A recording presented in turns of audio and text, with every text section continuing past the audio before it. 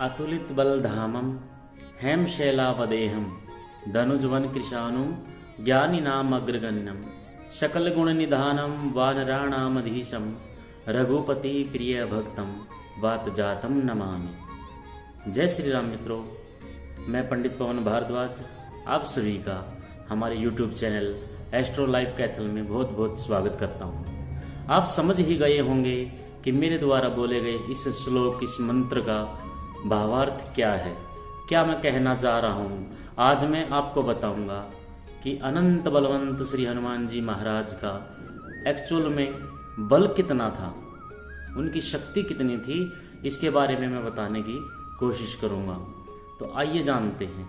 मंगल और शनिवार श्री हनुमान जी महाराज का वार माना जाता है, दिन माना जाता है।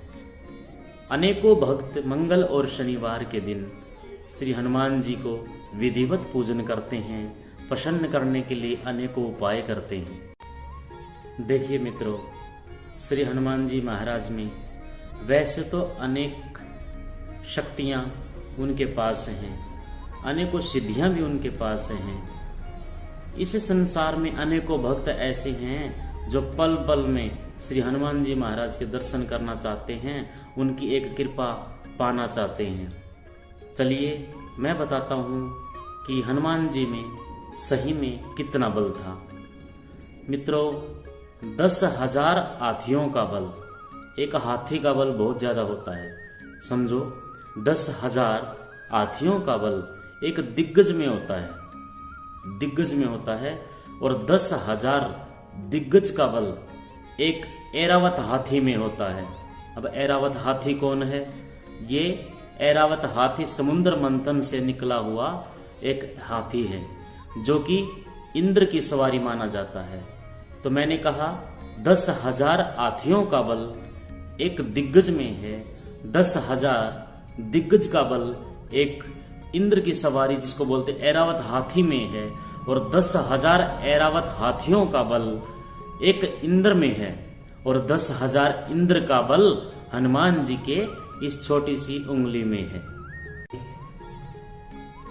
आप समझ गए होंगे कि श्री हनुमान जी महाराज में बल कितना है। तो इनकी बल की तो हम कोई गणना भी नहीं कर सकते।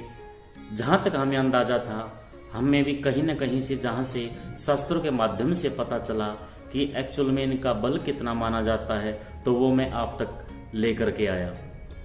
अब एक बात और सुनने में आती है, अक्सर देखा जाता है कि हमारे इस लोक आचार में सुनने में भी आता है कि महिलाओं को श्री हनुमान जी महाराज की पूजा नहीं करनी चाहिए। क्यों करनी चाहिए? मेरा मानना है कि करनी चाहिए।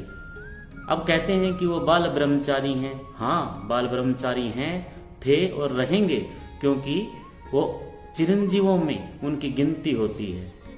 हनुमान जी महाराज ने जो भी जन्म लिया था वो सिर्फ प्रभु श्री राम के कार्य संभालने के लिए और उनकी सेवा में रहने के लिए ही जन्म हुआ था उनका।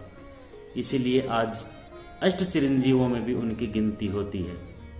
महिलाओं में क्यों पूजना चाहिए? इसलिए पूजना चाहिए क्योंकि श्री हनुमान जी महाराज ने भी एक महिला से ही, यानी कि माता अंजनी से ही जन्म प्राप्त किया था। तो ये थी छोटी सी जानकारी। आशा करता हूँ आपको पसंद आई होगी। तो कृपा करके हमारे चैनल को सब्सक्राइब करें, शेयर करें, कमेंट्स जरूर करें। आगे भी एक बहुत ही अच्छी वीडियो में आप तक लेकर के आऊँगा, जिसके अंदर बताया जाएगा कि श्री हनुमान जी महाराज की कितनी शादियाँ हुई थी और क्यों हुई थी, किसके साथ हुई थी, ये सब उस वीडियो में मैं बताने की कोशिश करूँगा। तो मिलते हैं अगली वीडियो में कुछ समय के बाद। जय श्री राम।